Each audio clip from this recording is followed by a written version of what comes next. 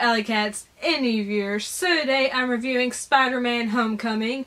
Now this is the latest film from Marvel and their first kind of collaboration with Sony on a character, and for the most part it pays off. Spider-Man Homecoming follows Peter Parker, and it shows Peter just being a high school student, but also dealing with the fact that he's freaking Spider-Man, and he wants to be a superhero. He wants to be able to use his suit and abilities to their full capacity, and he's frustrated because Tony Stark, his mentor, has limited his abilities. He's trying to teach him how to be a superhero, but Peter really just wants to up the ante and be all he can be all at once. And he's kind of neglecting his schoolwork, but at the same time he's not really prepared to be a superhero.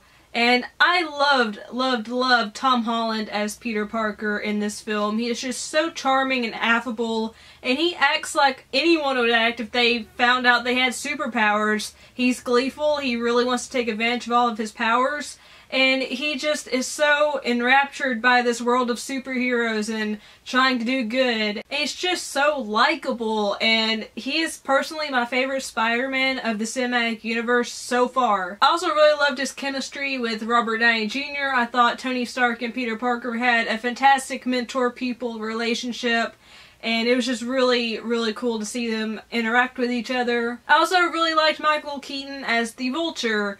A lot of Marvel movies, their villains aren't that great, but I feel like the Vulture is a step up. He's still not the best villain ever, to be honest, but he does have motivations, he is a constant threat, and Michael Keaton just imbues him with a sense of power and aggression, but also you see a little side of him that is sensitive, and you see a side of him that is good.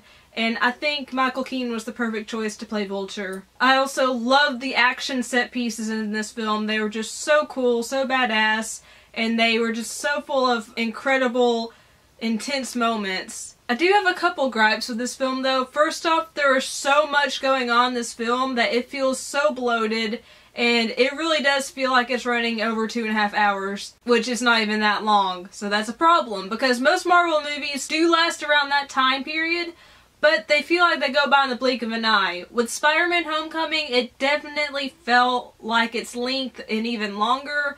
My butt was numb. I was kind of just thinking, okay, when is this going to wrap up? And also another little gripe I have is some of the CGI. Most of it was fantastic, but some of it pulled me out of the film. I was just like, that's obviously CGI. It doesn't look that great. But I do have to give mad props to Jon Watts, who has only directed 2 other films before this, and neither of them were big budget titles. Tom Holland and the rest of the actors in this film were solid. No one did a duff job. The dialogue was humorous. All the jokes and one-liners landed, which is very rare for a film to pull off, but Spider-Man Homecoming did. It was a very bright and vibrant film, and it really captured the essence of Peter Parker in high school, and it made me actually like Spider-Man.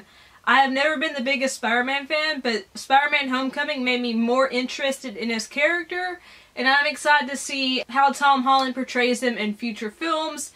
So I'm giving Spider-Man Homecoming 4 out of 5 stars. It's a fun, bright summer film that will definitely satisfy you, especially if you're a Spider-Man fan.